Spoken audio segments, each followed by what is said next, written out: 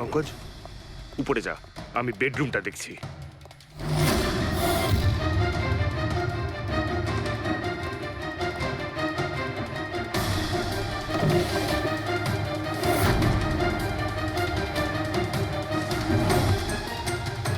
কিচ্ছু নেই।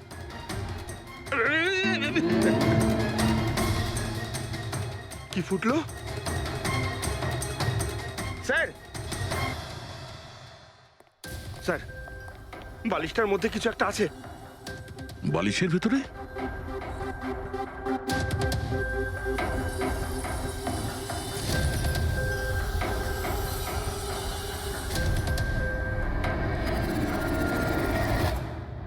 তাই তো, ঘড়ির মতো দেখতে। হ্যাঁ, এই ঘড়িটা কার? আর এই বালিশের ভেতরে কি করছে? আমি কি করে জানবো? যে দোকানদারের থেকে বালিশটা কিনেছিলাম তারই হবে। পড়ো এটা। স্যার, আমি কারোর ঘড়ি কেন পড়তে যাবো স্যার? তুমি এটা পড়বে নাকি অ্যারেস্ট করবো আমরা?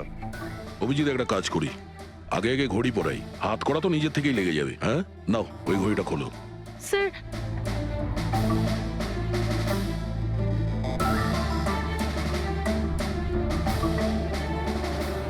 আরে বাহ, দেখো এর হাত কাঁপা বন্ধ হয়ে গেছে। হ্যাঁ, স্যার তো চমৎকার হয়ে গেল, এর হাত কাঁপা থেমে গেল। এটা কোনো চমৎকার নয়, এটা সায়েন্স। এবার দেখো এই ঘড়িটা পরার পরে সোনু কত সহজে খুন করতে পারে।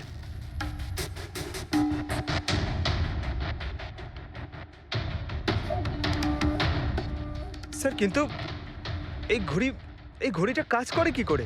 এটাকে সেটলা বলে পঙ্কজ। মোশন সেন্সর আর আর্টিফিশিয়াল ইন্টেলিজেন্স টেকনিক দিয়ে বানানো হয় এই ঘড়ি, কারণ ওর মতো যাদের এই রোগ আছে তাদের জন্য, মানে যাদের হাত কাঁপে। শুধু একটাই উদ্দেশ্য ছিল আমার, প্রতিশোধ আর প্রতিশোধ। জ্ঞান স্যার আমাকে বিসিআই এর সাহায্যে সবকিছু বলে দিয়েছিলেন। আপনাকে কথা দিচ্ছি স্যার, আপনার শত্রুদের শাস্তি দিলেই আমি একটু শান্তি পাবো। এটা আমার তরফ থেকে ছোট্ট গুরুদক্ষিণা মনে করতে পারেন। সেদিন কোম্পানির অ্যানিভার্সারি ছিল আর আমি জানতাম যে সন্দীপ ওখানে নিশ্চয়ই আসবে। প্রত্যেকবারের মতন জ্ঞান স্যারের সাথে ও ওটাই করবে। জ্ঞান স্যারের সাথে কথা বলার আগে ও সবাইকে বাইরে বের করে দিত, যাতে ও স্যারকে অপমান করতে পারে। কিন্তু এইবারে ও এটা জানতো না যে মৃত্যু ওর জন্য অপেক্ষা করছে। আজ আমাদের কোম্পানির 5 বছর পূর্তি। যখন বাড়ির প্রত্যেকে রুমের বাইরে এক এক করে চলে গেল, তখন ওদের খেয়াল ছিল না যে আমি ওদের সাথে নেই। দেখো আমি কেমন বন্ধু। A promise is a promise my friend, and you know as I কে কে তুমি? হ্যাঁ, আর তারপরে আমি কারেন্ট অফ করে দিই আর জ্ঞান স্যারের সামনে আমি ওকে মেরে ফেলি। আর তারপরে আমি ফিঙ্গারপ্রিন্ট মুছে ফেলে জ্ঞান স্যারের হাতে ছুরিটা ধরিয়ে দিই। আর বাকিরা সবকিছু জানার আগেই আমি সবার মধ্যে দাঁড়িয়ে পড়ি। তুমি প্ল্যানটা তো ভালোই করেছিলে, কিন্তু কপালটাই খারাপ। রমেশ ওখানে আসে চুরি করতে। আর ও তোমার এই ঘড়ি দেখে নিয়েছিল। এমনিতেও স্যার কিছুই লুকিয়ে রাখা যায় না। রমেশ না এলেও আজ নয় কাল আমাকে আপনারা ধরেই ফেলতেন। তুমি যখন সবকিছুই বোঝো, তাহলে এরকম অপরাধ কেন করলে? জ্ঞান স্যারের ঋণ শোধ করতে। এটা শুধু ঘড়ি নয়, আমার মতো মানুষের কাছে এটা নতুন জীবন, যে জীবনটা জ্ঞান স্যার উপহার দিয়েছিলেন। উনি আমাকে বিশ্বাস করিয়েছিলেন যে বিজ্ঞানের ক্ষেত্রে আমি এগিয়ে যেতে পারি। যেভাবে উনি তোমার সমস্যার সমাধান করেছিলেন, তুমিও সেরকম সমাজের ভালোর জন্য কোনো কাজ করতেই পারতে। কিন্তু তুমি আলোর দিকে যাওয়ার পরিবর্তে অন্ধকারের দিকে চলে গেলে। আর এমন অন্ধকূপে পৌঁছলে যেখানে আসার কোনো আলোই নেই। যদি কিছু থাকে, সেটা হলো শুধু ফাঁসির দড়ি।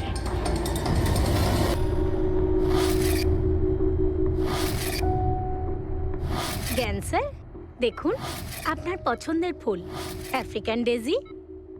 আপনার এই রঙের ফুল খুব ভালো লাগে, তাই না? এই বৃষ্টিটা খুব অদ্ভুত জিনিস। আগের বছর একদম হলো না, আর এবছর এত হলো যে কয়েক জায়গায় বন্যা চলে এলো।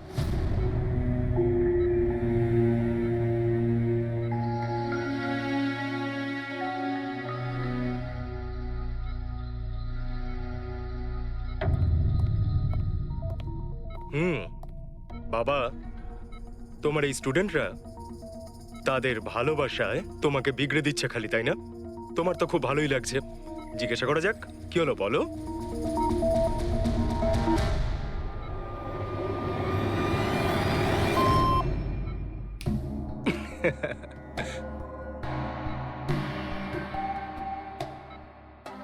আরে এগুলো তো ময়লা কাপড়, তাই না? দিন, এটা আমাকে দিন। ভাই, আমি আসছি।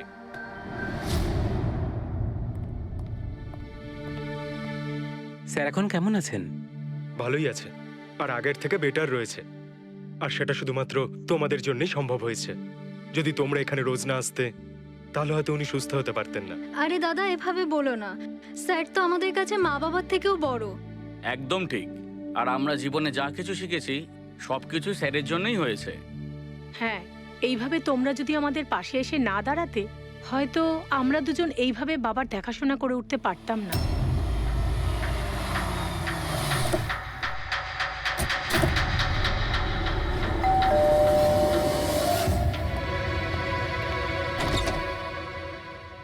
সন্দীপ আঙ্কেল, নমস্কার আঙ্কেল। নমস্কার। ভালো আছো? তোমার বাবা কেমন? ভালো আছেন, খুব ভালো আছেন। বাহ, বেশ কথা।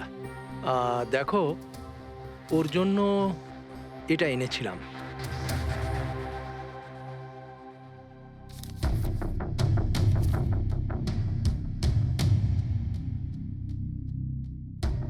আঙ্কেল, 25 লাখ টাকা চেক? হ্যাঁ মা, আজ জ্ঞানদীপ ইনোভেশনস এর 5 বছর পূর্তি। সেটার উপহার ভাবতে পারো। আঙ্কেল, সেটা ঠিক আছে, কিন্তু বাবা তো গত 2 বছর ধরে কোম্পানির জন্য কোনো কাজই করেনি। দেখো, কিছু সম্পর্ক এই সমস্ত কথাবার্তার অনেক ঊর্ধ্বে হয়। তোমার বাবা আর আমার বন্ধুত্ব অনেকটা এরকম। চলো জ্ঞানের সঙ্গে দেখা করি। বাবা, দেখো কে দেখা করতে এসেছেন। কেমন আছে আমার বন্ধু? আরে, আগে থেকে তো অনেক ফিট মনে হচ্ছে। যদি তোকে এত হ্যান্ডসাম লাগে, নার্স তোকে ভালোবেসে ফেলবে। শোনো প্লিজ। আমি তোমার বাবার সঙ্গে কিছু কথা বলতে চাই, if you don't mind. Sure uncle, যাওয়া যাক। হ্যাঁ হ্যাঁ। প্লিজ এসো সবাই। ওনার এই চেকটার জন্য আমাদের সত্যি খুব হেল্প হয়ে যাবে। হ্যাঁ, পাপার জন্য একটা অ্যাডভান্স বেড নিয়ে আসতে পারি, তাই না? হ্যাঁ। আরে স্যার, স্যার, বাবা। স্যার কি হলো? স্যার, কি হলো? লাইট অন্ধকার অন্ধকার কেন কেন? এখানে? লাইট লাইট কি হলো? কি হলো? সন্দীপ আঙ্কেল,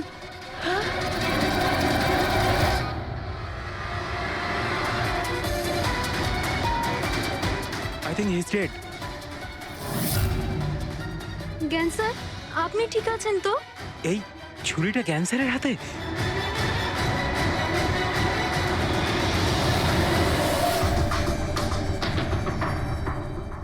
আচ্ছা, তুমি এটা বলছো যে তোমার বাবা জ্ঞানবাবুর হাতে ছুরি ছিল, কিন্তু উনি সন্দীপবাবুর খুন করেননি। স্যার উনি কিভাবে খুন করতে পারেন? 2 বছর ধরে তো উনি প্যারালাইজড। ওনার সিএলআইএস হয়েছে। Complete locking syndrome.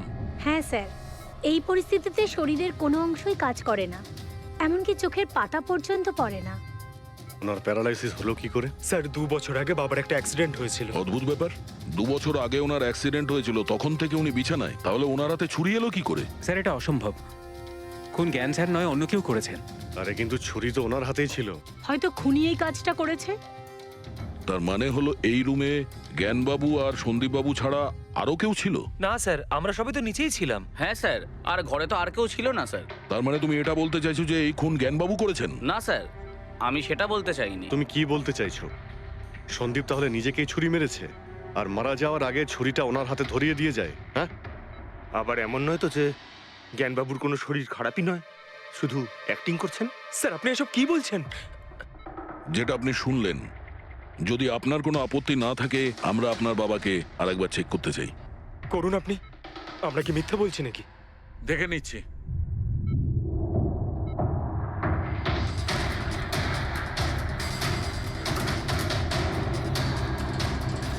এনার তো পায়ের মাংসপেশিগুলো টোটাল অ্যাট্রোফিক হয়ে গেছে। তার মানে? মানে এক কথায় বলতে পারো যে পায়ের মাংসপেশিগুলো একদম ওই শিথিল হয়ে গেছে। উনি যদি চানও তাহলে 1 ইঞ্চিও এই খাট থেকে নড়তে পারবেন না। স্যার এবার তো আপনাদের বিশ্বাস হয়েছে, তাই না? যে আমার বাবা নাটক করছে না? এটা তো একদম শিওর যে ওই সময় তৃতীয় কেউ ছিল এখানে। আচ্ছা, এই উনি আবার জানালা দিয়ে আসেনি তো? পঙ্কজ, ফ্রেডি, তোমরা জানালার আশপাশটা ভালো করে চেক করে দেখো তো কোনো প্রমাণ পাওয়া যায় কিনা। স্যার, অদ্ভুত ব্যাপার, প্রথমবার এইরকম হলো যে খুনির সাক্ষী এখানে রয়েছে কিন্তু সাক্ষ্য দিতে পারবেন না। সেটা পাওয়া যেতে পারে স্যার, সাক্ষ্য কি করে পাবো? এই মেশিনের সাহায্যে, যার নাম হলো BCI, ব্রেন কম্পিউটার ইন্টারফেস। এই মেশিনটা প্যারালাইজড পেশেন্টদের অনুভবগুলোকে বুঝতে সাহায্য করে। অদ্ভুত ব্যাপার, এটা কি সম্ভব? নিশ্চয়ই সম্ভব স্যার। স্যার, এই মেশিনটা রক্তের অক্সিজেন ফ্লোকে বুঝে নিয়ে পেশেন্টের অনুভবগুলোকে ব্যক্ত করে দেয়। একটু ভালো করে এক্সপ্লেন করো দেখি। স্যার আমি বলছি, এই মেশিনটা মাথার ভিতরে রক্ত প্রবাহকে ডিটেক্ট করে, তারপর এটা ক্যালকুলেশন করে যে আলাদা আলাদা পরিস্থিতিতে আলাদা আলাদা প্রশ্ন করলে তার উত্তরে মস্তিষ্কের ভিতরে রক্ত প্রবাহ কেমন হচ্ছে। ও, আর এই রক্তের মাত্রা এইটা বলতে পারবে যে ওই সময় এই মানুষটা কি ভাবছিল, এর মনের মধ্যে কি চলছিল। Exactly. Good, very good. Freddie sir, এখান থেকে ওপরে যাওয়ার কোনো রাস্তা নেই। সে আমি জানি। এই পাইপটা দেখ, খুনি এই পাইপটা বেয়েই উপরে উঠেছিল, খুন করে এই পাইপটা ধরেই বেয়ে নিচে নেমে গেছিল। আর ওই ভাঙা টপটা দেখতে পাচ্ছিস, ওইটার উপরেই পড়ে দৌড়ে পালিয়েছিল। চলুন স্যার, নিচে গিয়ে দেখি। চল। আমার বাবা অ্যাক্সিডেন্টের আগে এই টেকনিকটাকে আরো এগিয়ে নিয়ে যেতে চেয়েছিলেন। বাবা সবসময় এটা বিশ্বাস করতেন যে বিজ্ঞানের কাছে সব প্রশ্নের উত্তর রয়েছে, প্রয়োজন শুধু চোখ খুলে সমাধানটা খুঁজে বের করা। আপনার বাবা একদম ঠিক কথা বলতেন। হ্যাঁ স্যার, জ্ঞান স্যার চেয়েছিলেন যে বিজ্ঞানের জন্য তারা চোখে দেখতে পাক যারা দৃষ্টিহীন, যারা শুনতে পায় না তারা যেন শুনতে পায়। মানুষের উপকার করতে চেয়েছিলেন জ্ঞান স্যার। আর নিয়তির খেলা দেখুন, আজ ওনারই আবিষ্কার ওনাকে সাহায্য করছে, যেটা একদিন ওনার অনেক বড় স্বপ্ন ছিল। ঠিকই বলছেন স্যার, টপটা তো ভাঙা। আর এই দেখ, পায়ের এই ছাপগুলো দেখ, খুনি এই পথেই পালিয়েছিল। স্যার, এখানে দেখুন, রক্ত স্যার। তার মানে পঙ্কজ, ঘরের ভেতর আরো কেউ ছিল যে সন্দীপ বাবুকে খুন করেছে। রক্তের এই স্যাম্পলটা নিয়ে ফরেন্সিক ল্যাবে যাওয়া যাক। আচ্ছা, এই জ্ঞানবাবু বিসিআই এর সাহায্যে কি কথা বলতেন? যেরকম ওনার যখন খিদে পেত উনি সেটা বলতেন, যদি ওনার বেড প্যানের প্রয়োজন হতো সেটাও বলতেন, এমনকি বাবা ওটা দিয়ে দাবাও খেলতেন স্যার। কি দাবা খেলতেন? গ্রেট। হ্যাঁ স্যার, যেমন যেমন প্যাটার্ন এনার মনের মধ্যে তৈরি হতো সেই অনুযায়ী অক্ষরের পেছনে লাইটগুলো জ্বলে উঠতো, আর আমরা অক্ষরগুলোকে মিলিয়ে বুঝে যেতাম যে ইনি কি বলতে চাইছেন। তাহলে তো উনি বলতে পারবেন যে খুনি কে। হ্যাঁ স্যার, নিশ্চয়ই। স্যার, বাবাকে একবার জিজ্ঞেস করা উচিত। অবশ্যই করব, আগে তো আমরা ভালো করে তদন্ত করে নিই।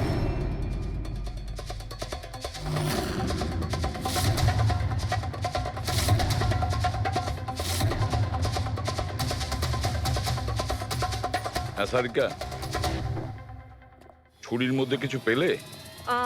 শুধু মিস্টার জ্ঞানের আঙুলে ছাপ পাওয়া গেছে, আর কারোরই নয়। তাহলে হতে পারে খুনি গ্লাভস পরেছিল স্যার খুন করার সময়। তার মানে খুনি জানলা দিয়ে ঘরের ভেতরে আসে, ও সন্দীপকে মারে, আর সেই ছুরিটা জ্ঞানের হাতে ধরিয়ে দেয়, আর তারপর লোকেরা এই রুমে আসার আগেই ও জানলা দিয়ে পালিয়ে যায়। স্যার, এটাও তো হতে পারে যে খুনি কোনো বাড়ির লোক। না পূর্বী, রুমে যতগুলো লোক ছিল স্যার, তাদের কারোর শরীরেই চোট বা আঘাতের চিহ্ন ছিল না স্যার। আর ওই শুকিয়ে যাওয়া রক্ত, ওটা কোনো বাইরের লোকেরই। একটা কথা বুঝতে পারছি না দয়া, যদি খুনি বাইরের লোক হয় তাহলে এটা কি করে জানলো যে সন্দীপ জ্ঞানের সঙ্গে দেখা করতে আসবে? 10 মিনিট আগে সন্দীপ পৌঁছে যায় আর তারপর ওর খুন হয়ে যায়। স্যার, এমন মনে হচ্ছে যে হতে পারে এই খুনি সন্দীপ বাবুকে ফলো করছিল, আর যখন সন্দীপ বাবু তার পুরো দিনের শিডিউল বানাচ্ছিল, হতে পারে কোনোভাবেও জেনে গেছিল যে বিকেল বেলায় সন্দীপ বাবু জ্ঞান বাবুর সঙ্গে দেখা করতে যাচ্ছেন। সে ঠিক আছে, কিন্তু এরা দুজনেই সন্দীপ আর জ্ঞানবাবু কথা বলবে সেটা কি করে জানলো? স্যার, এটাও হতে পারে যে খুনি জানতো না, আর যেহেতু ও ওকে ফলো করছিল, যেই সুযোগ পেয়েছে রুমে ঢুকে ওকে মেরে দিয়েছে। দয়া, নিশ্চয়ই ওর সঙ্গে কোনো শত্রুতা ছিল এই সন্দীপের ওপর, সেই জন্যই তো খুনি পিছু নেওয়া ছাড়েনি। আর বস, যার সঙ্গে এই সন্দীপ বাবুর শত্রুতা ছিল তার এ প্লাস্টিক অ্যানিমিয়া ছিল। ও, আচ্ছা, এই জিনিসটা আসলে কি স্যার? পঙ্কজ, এটা একটা খুব রেয়ার ডিজিজ। এই অসুখটা খুব কম লোকের হয়। এতে মানুষের বোন ম্যারো আর বোন ম্যারো স্টেম সেলস ধীরে ধীরে নষ্ট হতে থাকে। রক্তের লোহিত রক্তকণিকা, শ্বেত রক্তকণিকা আর প্লেটলেটস সব ধীরে ধীরে নষ্ট হতে থাকে। যদি এই রোগটা রেয়ার হয় তাহলে খোঁজ নেওয়া খুব একটা কঠিন হবে না যে শহরে কতজন লোক আছে যাদের এই ধরনের রোগ আছে। এই প্লাস্টিক অ্যানিমিয়া।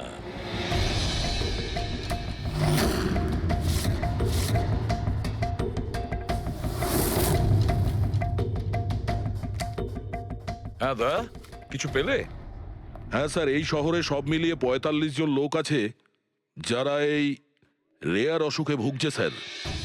তাদের মধ্যে ১৬ জন তো দেশেই নেই। তার মানে বাকি রইল ২৯। তাদের মধ্যে ১৪ জন এমন লোক আছে যারা বয়স্ক, মানে উঁচু ব্যালকনি থেকে লাফাতে পারবে না। বাকি রইল ১৫। তাদের মধ্যে ৭ জন বাচ্চা আছে যাদের বয়স ১২ বছরের কম। তাহলে বাঁচলো ৮ জন। হ্যাঁ স্যার, আর ৮ জনের মধ্যে তো ৪ জন এমন আছে স্যার যারা অনেক বেশি মোটা স্যার। এই দেখুন, ও, এরা না ওই ব্যালকনিতে উঠতে পারে না লাফাতে পারে। অসম্ভব স্যার। তার মানে দয়া, আমাদের কাছে সাসপেক্ট ৪ জন। ৪ জন সাসপেক্ট। হ্যাঁ স্যার। নাম কি তাদের? স্যার, লীলা, রমেশ, সুনীল আর হেমন্ত। নীলা, রমেশ, সুনীল আর হেমন্ত। রবি, স্যার, একটু দেখো তো আমাদের ক্রিমিনাল ডেটাবেসে কোনো পুরনো পাপি কিনা।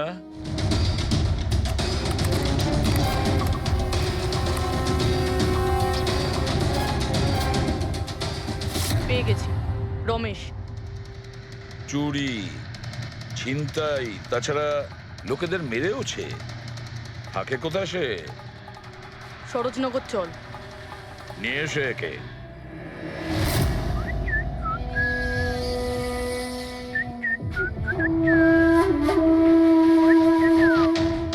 মালা, একটা ফুলের মালা আমাকেও একটু পরাও। আচ্ছা বলো, বিয়ে কবে করছো? বিয়ে? আর তোকে? আমার এতটাও খারাপ সময় আসেনি যে তোকে বিয়ে করতে হবে। কেন? তুই এতটাই খারাপ দেখতে যে তোর বাড়ির আয়না ভয় পেয়ে যায় তোকে দেখে। কিন্তু তোমার বাড়ির আয়না তোমার জন্য কবিতা বলে, এটা আমি খুব ভালো করে জানি। আরে, তোর হাতে আবার কি হলো? আরে কিছু না, শত্রুর সাথে যুদ্ধ করতে গেলে এরকম চোট লেগেই থাকে মালা দেবী। নাটক করিস না, বল কি হয়েছে? ব্যাপারটা এই যে আমি হেঁটে হেঁটে যাচ্ছিলাম, হঠাৎ করে দেখলাম একটা বুড়ি মহিলা রাস্তা পেরোনোর জন্য এগোচ্ছিল। তখনই উল্টো দিক থেকে একটা মোটরসাইকেল খুব জোরে, খুব স্পিডে, ১০০ স্পিডে ওর দিকেই এগোচ্ছিল। যখনই মোটরসাইকেল ওই বুড়ি মহিলাকে ধাক্কা মারতে যাচ্ছিল, মাঝখানে পৌঁছে গেলাম আমি আর বাঁচিয়ে নিলাম ওকে। আচ্ছা, তুই এতটাই সাহসী? আমি কি কি ভালো পারি সে ব্যাপারে তো তুমি এখনো জানোই না। আচ্ছা বল, আর কি কি গুণ আছে তোর মধ্যে? আমার ভালো গুণগুলো হলো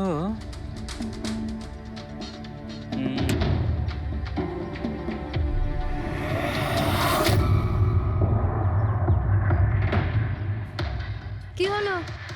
তোর মুখটা ভয়ে এভাবে ফ্যাকাশ হয়ে গেল? মালা, মালা আমাকে একটু একটু একটু লুকোতে দে। আরে মালা, লুকোতে দে। লুকোচ্ছিস কেন? আরে মালা, আরে কেন বেবে লুকোচ্ছিস তুই? এটা কি করে দিলি তুই? আমার সব ফুল নষ্ট করে দিলি। স্যার, এ তো সেই।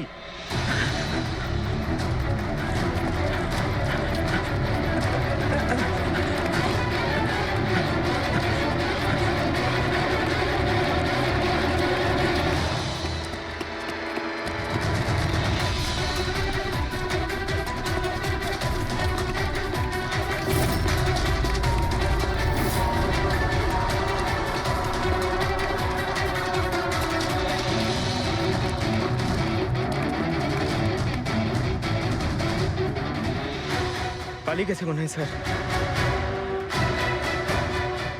যাবেটা কোথায়?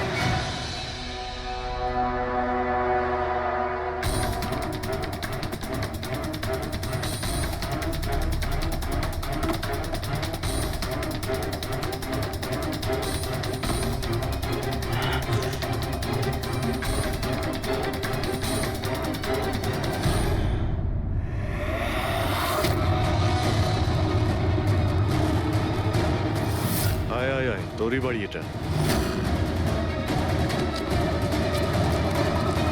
দৌড়াচ্ছিস কোথায়? হ্যাঁ, সিআইডি থেকে পালানো তো সহজ নয়। আমার একটা গুণ আছে, যখন আমি রেগে যাই তখন অপরাধীর খারাপ সময় শুরু হয়ে যায়। এর তো খারাপ টাইম শুরু হয়ে গেছে স্যার। এসব কোথা থেকে নিয়ে এসেছিস? হ্যাঁ, আনিনি স্যার, নিজে বানিয়েছি। এই মেশিনটা তুই বানিয়েছিস? দেখে তো মনে হচ্ছে চাও ঠিক করে বানাতে পারিস না, মেশিন বানিয়েছিস। কোথা থেকে চুরি করেছিস? না স্যার, আমি চুরি করিনি। শুধু চুরি করিসনি, খুনও করেছিস তুই। খুন? কার sir? D117 MG road, Sundarnagar. এখানে গেছিলি তো তুই? তোর হাতে আঘাত লেগেছে না? তোর এই রক্ত আমরা ওখানে পেয়েছি। আমার ছিল না স্যার। তোরই ছিল। তুই যে হসপিটালে ট্রিটমেন্ট করিয়েছিলি সেখানেই ম্যাচ করে গেছে। মাঝার কোনো রাস্তা নেই? না, সোজা ফাঁসি। চুরির জন্য ফাঁসি দিয়ে দেবে? চুরি নয়, খুন, সন্দীপের খুন। না স্যার, আমি কোনো খুনই করিনি। আমি তো শুধু ওখানে চুরি করতে গেছিলাম। তুই একে খুন করিসনি? হে ভগবান, কি বিপদে পড়লাম। মায়ের দিব্যে বলছি স্যার, আমি কোনো খুন করিনি। আমি তো খবর পেয়েছিলাম যে ওখানে একটা লোক থাকে যার প্যারালাইসিস হয়ে গেছে। চুরি কোথায় করতে হবে সেটা ভালো করে জেনে নিয়ে আমি ওখানে শুধু চুরি করতে গেছিলাম। আমি ওখানে শুধু এই কারণেই গেছিলাম। আমি তোকে চিনিও না, কেন মারবো? কারণ সন্দীপ তোকে চুরি করার সময় দেখে ফেলে, তাই একটা অপরাধ লুকোতে গিয়ে আরেকটা করে ফেলেছিস। হ্যাঁ, এই কথাটা সত্যি স্যার যে আমি ওখানে গেছিলাম। আর সন্দীপ আমাকে দেখে চিৎকারও করেছিল। ওর চিৎকার শুনে আমি ভয় পেয়ে গিয়ে পালিয়ে এসেছিলাম। তাহলে তোর লাগলো কি করে? এটা যখন সন্দীপ চিৎকার করলো তখনই লাইট চলে গেছিল, আর অন্ধকারে আমি নিচে লাফালাম। ওই লাফাতে গিয়ে চোট লেগে গেছে। ওই রুমের মধ্যে তুই ছাড়া সেই সময় আর কেউ ছিল না। তুই খুন না করলে কে খুন করবে? না স্যার, আমি ছাড়া অন্য কেউ ছিল ওখানে। কে?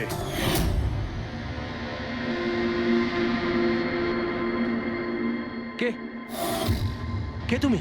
হ্যাঁ, অন্ধকারে মুখটা তো ঠিক দেখতে পাইনি, তবে ওর ঘড়িটা চকচক করছিল। ঘড়ি? সন্দীপ তো কোনো ঘড়ি পড়েছিল না। স্যারও মিথ্যে বলছে। কোনো মানুষ ছিল না, কোনো ঘড়ি ছিল না। কেউ ছিল কি ছিল না তার উত্তর তো ওই দিতে পারবে। জ্ঞান, উনি আজ কেমন আছেন? স্যার আগের থেকে বেটার, কিন্তু আজকে কিছু জিজ্ঞাসা করতে চান ওনাকে? শুরু করি। শিওর স্যার, কিন্তু আপনারা যা জিজ্ঞেস করতে চান একটু স্লোলি জিজ্ঞাসা করবেন স্যার, যাতে উনি আপনাদের এক একটা শব্দ বুঝতে পারেন স্যার। হ্যাঁ, জ্ঞানবাবু, এ রমেশ, এ একজন চোর। যে রাতে সন্দীপ বাবুর খুন হয়েছিল ও এখানে চুরি করতে এসেছিল। ও বলছে যে সেই রাতে এখানে অন্য কাউকে দেখেছিল।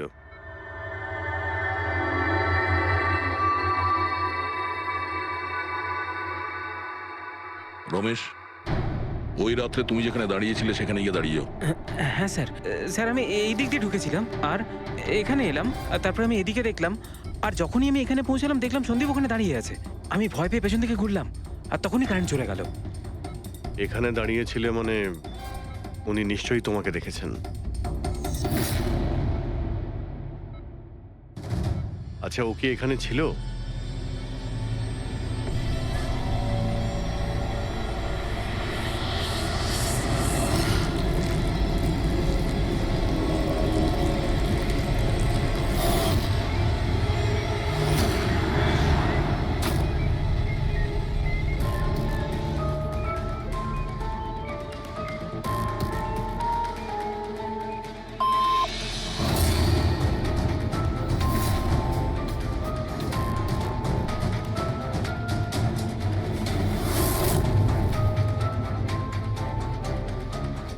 আচ্ছা, রমেশই কি খুন করেছিল?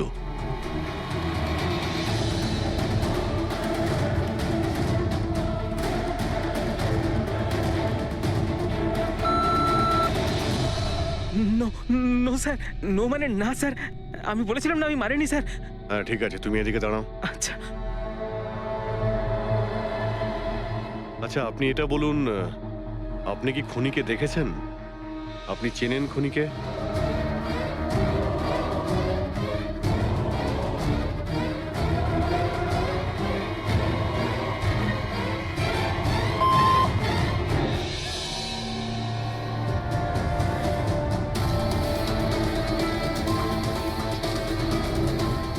আচ্ছা, খুনি এই মুহূর্তে এই রুমে আছে?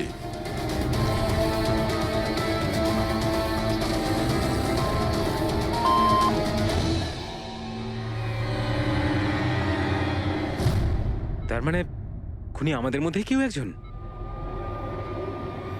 আপনার কোনো স্টুডেন্ট?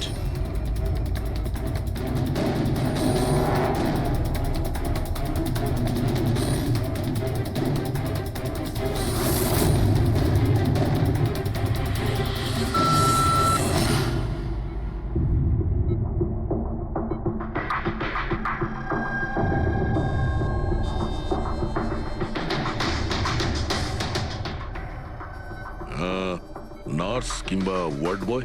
এসবের মধ্যে আপনারা আমাকে কেন টানছেন? আপনি যদি কিছু করেই না থাকেন, আপনি ভয় পাচ্ছেন কেন?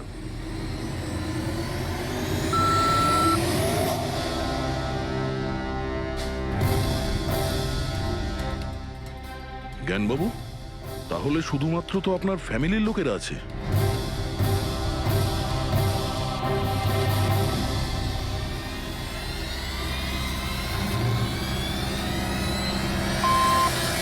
রিল্যাক্স, ওখানে দাঁড়িয়ে থাকো। যাও, ওখানে দাঁড়িয়ে থাকো। আচ্ছা এটা বলুন, আপনার ছেলেই কি খুনি?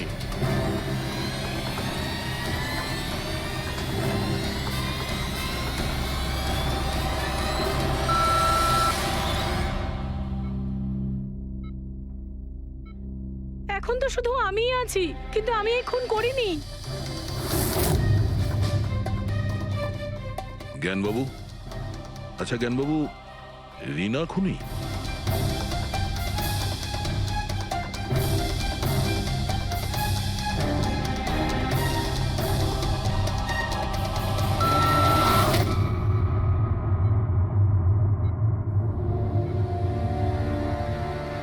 আপনি আমাদের বললেন যে আপনার পরিবারেরই কেউ খুনি, তাহলে সে কে?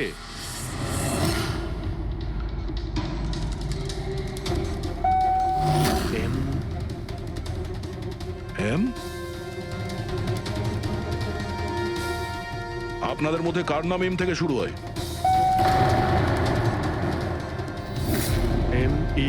মি, মানে উনি?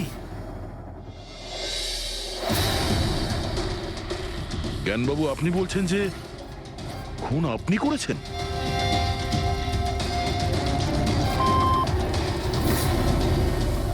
বুঝতে পারছি না ইনি কেন আমাদের সঙ্গে এরকম খেলা খেলছেন। কালকের কাগজে হয়তো আসবে যে সিআইডি নাকি খুনের অপরাধে এমন লোককে অ্যারেস্ট করেছে যে নাকি প্যারালাইসিস হয়ে পড়ে আছে 2 বছর ধরে। খুনি নিশ্চয়ই জ্ঞানবাবুর আশেপাশের কেউ। উনি ওকে বাঁচানোর চেষ্টা করছেন, জানি না কেন। সমস্ত অভিযোগ উনি নিজের মাথায় নিচ্ছেন। যদি সে আপন কেউ হয় তাহলে সেই ছুরি ওনার হাতে কেন দিতে যাবে? অন্য কারোর হাতে দিত, যাকে সহজেই বিশ্বাস করা যেত। আর কারোর ওপর যদি দোষ চাপানোরই হয়, তাহলে জ্ঞানবাবু ওকে বাঁচাচ্ছেন কেন, যখন এই সন্দীপ বাবু ওনার খুব ভালো বন্ধু, ভাইয়ের থেকে? এটাই তো সব থেকে বড় বন্ধু, ভাইয়ের থেকেও বড় বন্ধু। কিছু তো একটা গোলমাল আছে। এ কি সত্যিই বন্ধু নাকি শত্রু? জ্ঞানবাবুর ছেলে বলছিল সন্দীপ বাবু ওনাকে 2 বছর ধরে টাকা পাঠাচ্ছিল, ওনার অসুখের সময় ওনার পাশে ছিল। তার উপরে স্যার, ঘটনার দিন সন্দীপ 25 লাখের চেক নিয়ে এসেছিল। ওনার ফ্যামিলি মেম্বার তো এটাই ভাববে যেটা দেখানো হয়েছে। আর সব সময় পর্দার পিছনের খেলাটা অন্য কিছু হয়ে থাকে, অন্য রকম হয়ে থাকে। কিন্তু স্যার, পর্দার আড়ালের সত্যিটা তো শুধুমাত্র জ্ঞানবাবুই জানেন, আর উনি তো সত্যি কথা বলছেনই না। জ্ঞানবাবু সত্যি কথা বলছেন না তো কি হয়েছে বস? ওর মস্তিষ্ক তো সত্যি কথা বলবে। আমার জ্ঞানবাবুর মস্তিষ্ক চাই। জ্ঞানবাবুর মস্তিষ্কটা এনে দাও, তারপর দেখবে তুড়ি মেরে খুনির কাছে পৌঁছে যাবো। ডক্টর সালুকে, এটা কি ধরনের ডিমান্ড করলেন আপনি? কারোর মস্তিষ্ক কি করে নিয়ে আসা সম্ভব? কেন হবে না ফেডরিক? এই কেসে ওনার মস্তিষ্ক তো ওকে এনে দিতেই পারি আমরা। কেননা গত 2 বছরে ওনার মস্তিষ্কে যা কিছু ঘটেছে সব বিসিআই মেশিনে রেকর্ড হয়েছে। এক্স্যাক্টলি বস। আর এই মেশিনে আমাদের বলবে যে জ্ঞানবাবুর সঙ্গে ওর কি আর কেমন সম্পর্ক ছিল। হ্যাঁ ফেডরিক, সব ডেটাগুলো নিয়ে এসো বিসিআই মেশিনের। আর দয়া স্যার, রমেশকে ওনাদের বাড়িতে নিয়ে যাও, আর ওখানে যে কয়জন লোক ছিল সবার ঘড়ি চেক করাও। স্যার, এখনো আমাদেরকেই সন্দেহ করছেন? হ্যাঁ, আর ততক্ষণ সন্দেহ করব যতক্ষণ আসল খুনিকে পাওয়া যায়। কিন্তু জ্ঞান স্যার তো বলেই দিয়েছেন আমরা সবাই নির্দোষ, তাও আপনারা। হতে পারে উনি মিথ্যে কথা বলছেন তোমাদের মধ্যে কাউকে বাঁচানোর জন্য। তাহলে আপনারা আসল খুনিকে কিভাবে খুঁজবেন? সিআইডি এই দায়িত্ব আমাকে দিয়েছে, কেননা সেই রাতে আমি খুনির ঘড়িটা দেখতে পেয়েছিলাম। কিন্তু সেদিন তো ঘরে অন্ধকার ছিল, তুই ঘড়ি কি করে দেখলি? ম্যাডাম, এই পৃথিবীর বেস্ট চোর আমি।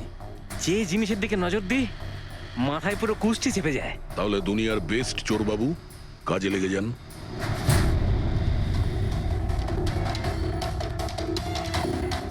সস্তা, টেকসই, সুন্দর, 11,000 টাকা। না, এ নয়।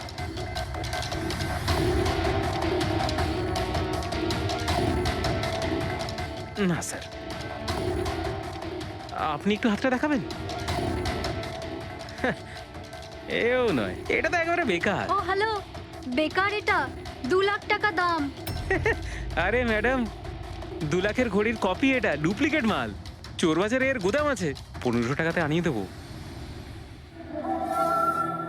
হাতটা দেখি। হাত কেন কাঁপছে আপনার সকাল সকাল? না স্যার, এও নয়। স্যার অ্যাকচুয়ালি আমার নিউরোলজিক্যাল প্রবলেম রয়েছে। ছোটবেলা থেকেই আমার হাত কাঁপে, আমি কোনো কিছু ভালোভাবে ধরতে পারি না। পঙ্কজ, একটু ওই পেনটা দাও ওকে।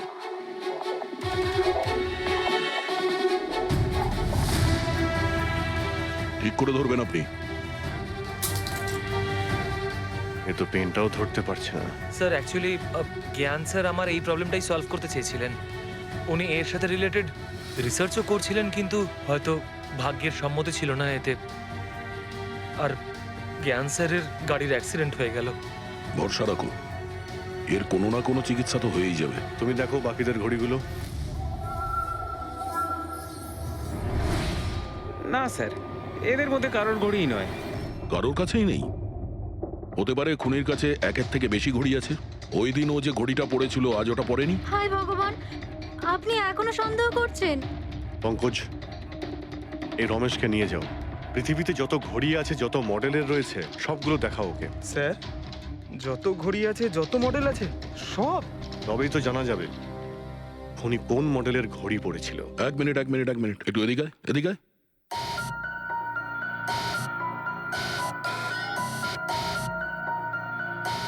এই নাও,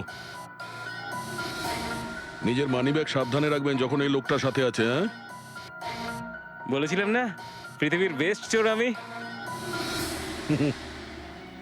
আর দীপিকার ইয়াররিং আমার ইয়াররিংস? বার কর। স্যার, আপনি এটাও দেখে ফেলেছেন? সিআইডি থেকে কিছু লুকোনো যায় না। হ্যাঁ, যা। আয় বেস্ট চোর, এদিকে আয়। আপনারা এটা বলুন যে এই জ্ঞানবাবু আর সন্দীপের মধ্যে কোনো কি প্রবলেম চলছিল? স্যার খুব ভালো সম্পর্ক ছিল। তাহলে জ্ঞানবাবু সন্দীপবাবুর খুনের অভিযোগ নিজের মাথায় নিলেন কেন? ওনাদের দুজনের ভেতরে কোনো টেনশন হয়েছিল? না স্যার, কোনো টেনশন তো ছিল না, কিন্তু একটা বিষয় নিয়ে তর্ক হচ্ছিল। অ্যাক্সিডেন্টের ঠিক আগে ওনার বিসিআই মেশিনটা একটা পয়েন্টে এসে আটকে গেছিল, আর কোনো রকম সলিউশনও পাওয়া যাচ্ছিল না। এই জন্য জ্ঞান স্যার সবসময় বিরক্ত থাকতেন আর খুব রাগও করতেন। হ্যাঁ স্যার, যখন সন্দীপ আঙ্কেল বাবাকে বলেছিলেন যে আপনি চিন্তা করবেন না, দেখবেন সব ঠিক হয়ে যাবে, তখন বাবা ওনার উপরও রেগে গেছিলেন। হ্যাঁ স্যার, এর জন্য হয়তো উনি জোরে গাড়ি চালাচ্ছিলেন আর অ্যাক্সিডেন্টটা হয়ে গেছে। এক মিনিট। যদি এই অ্যাক্সিডেন্টটা বিসিআই মেশিন তৈরি হওয়ার আগেই হয়েছিল, তাহলে এই বিসিআই মেশিনটা কাজ করছে কি করে? স্যার সন্দীপ আঙ্কেল সেটা কমপ্লিট করেছিলেন। সন্দীপ বাবু? কিন্তু উনি তো কোনো সায়েন্টিস্ট ছিলেনই না। হ্যাঁ, কিন্তু জানি না স্যার, সন্দীপ আঙ্কেল ওই মেশিনের সব সমস্যাগুলো ঠিক করে দিয়েছিলেন স্যার। আর বাবার অ্যাক্সিডেন্টের 1 মাস পরেই ওটা কাজ করতে শুরু করে দেয়, আর প্রজেক্টও সাকসেসফুল হয়েছে স্যার। অদ্ভুত ব্যাপার, এটা কি করে হতে পারে? একজন নন সায়েন্টিস্ট এরকম কমপ্লিকেটেড মেশিন কি করে চালু করতে পারে, যেটা ওনার মতো বৈজ্ঞানিকই শুরু করতে পারেননি? বোধহয় আন্দাজে করে ফেলেছিলেন।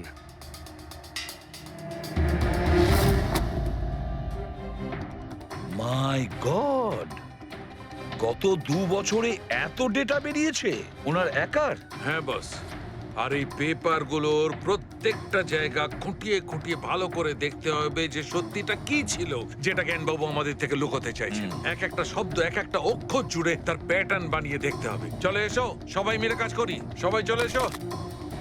রেডি?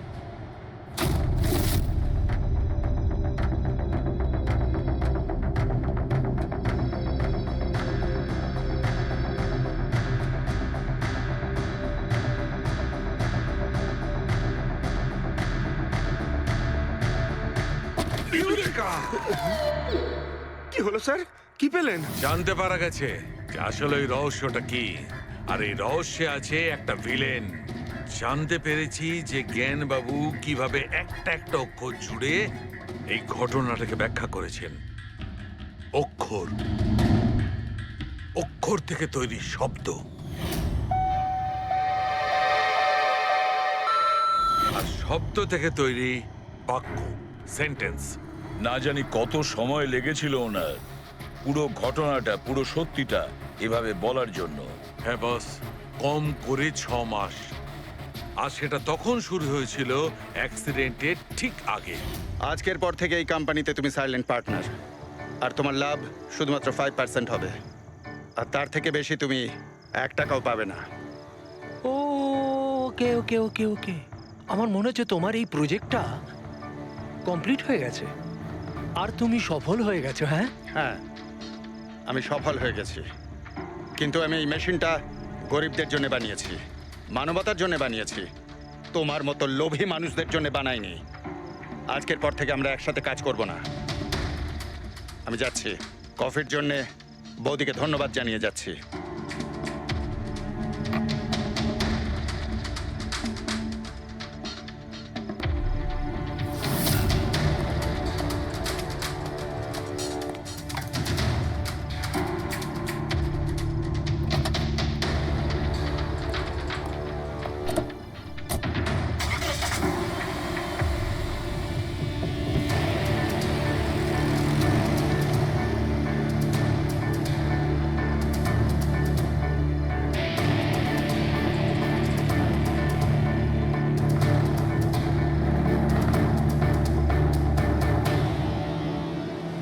এ কি হলো? হঠাৎ করে গাড়ি ব্রেক ধরছে না কেন? ব্রেক ছুঁয়ে কি হলো?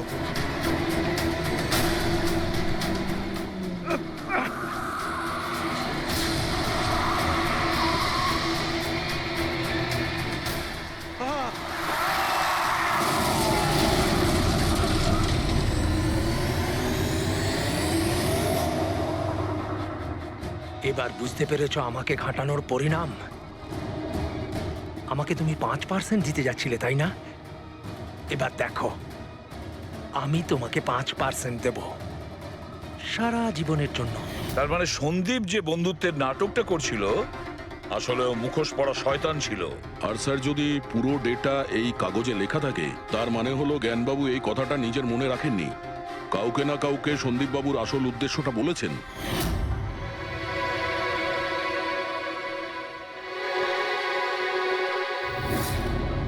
আর উনি এ ব্যাপারে যে বা যাকে সত্যিটা বলেছিলেন সেই হলো অপরাধী, সেই হলো সন্দীপের খুনি।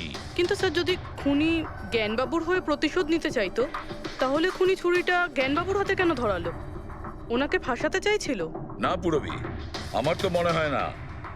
খুনি ওনাকে সান্ত্বনা দিতে চেয়েছিল, যে এটা বোঝাতে চেয়েছিল যে দেখুন, আমি আপনার হয়ে সন্দীপকে মেরে ফেলেছি, আপনার প্রতিশোধ আমি নিলাম।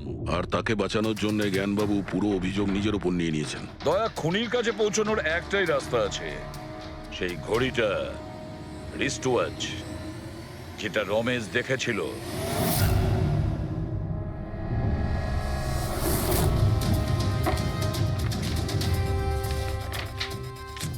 আরে ভাই, তাড়াতাড়ি কর, এত সময় নেই আমাদের কাছে।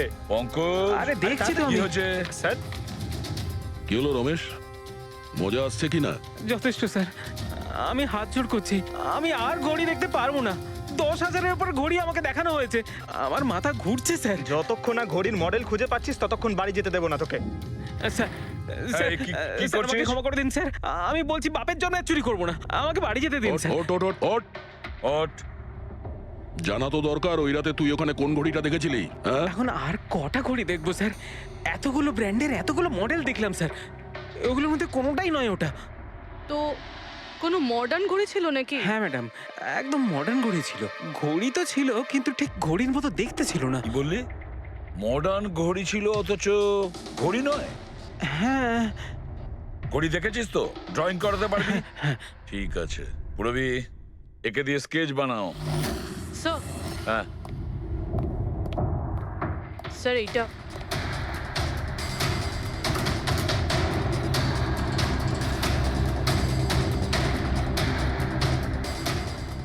মাই গড, কি হলো? 1 মিনিট বস, একদম জ্যাকপট লেগে গেছে। রমেশ, এদিকে এসো, ওকে। মন দিয়ে দেখো এই ঘড়ি